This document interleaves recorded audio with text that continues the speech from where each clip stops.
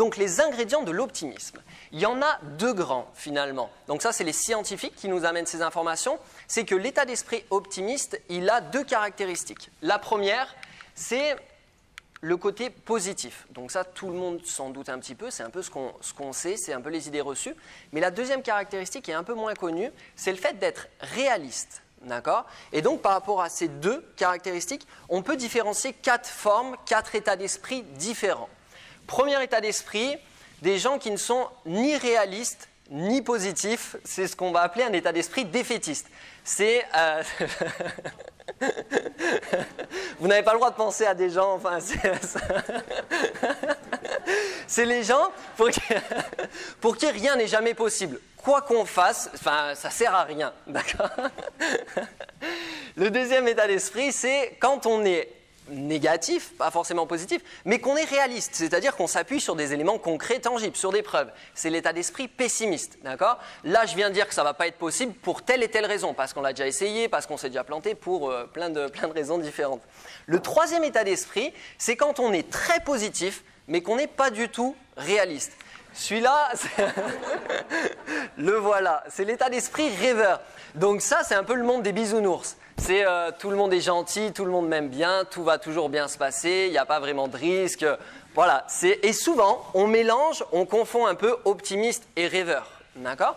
Mais l'optimisme, c'est vraiment cette capacité à être à la fois positif et à la fois réaliste.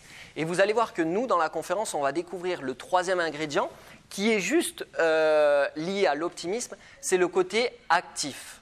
Ça veut dire qu'être positif, réaliste, c'est bien, mais s'il n'y a pas d'action derrière, ça ne sert pas à grand-chose. D'accord ? Mais positif, réaliste et actif, ça c'est la définition, c'est en tout cas les 3 grands ingrédients de l'optimisme.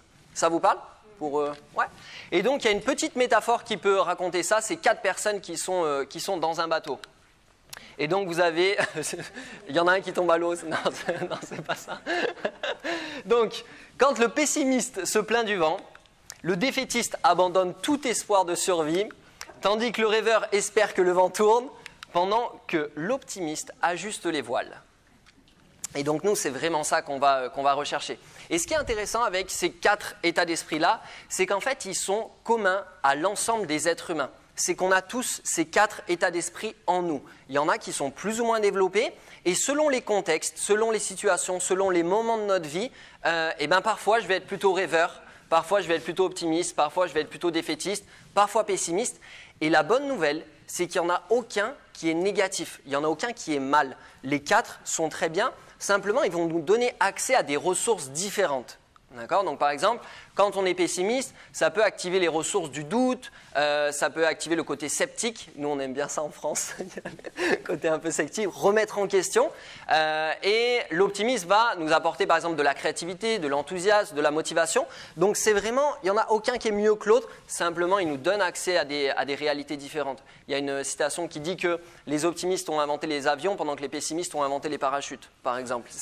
En fait c'est très complémentaire ces états d'esprit-là. Je ne sais pas si c'est vrai, mais... Donc ça, c'est pour les ingrédients. Voilà de quoi on va parler, nous, aujourd'hui.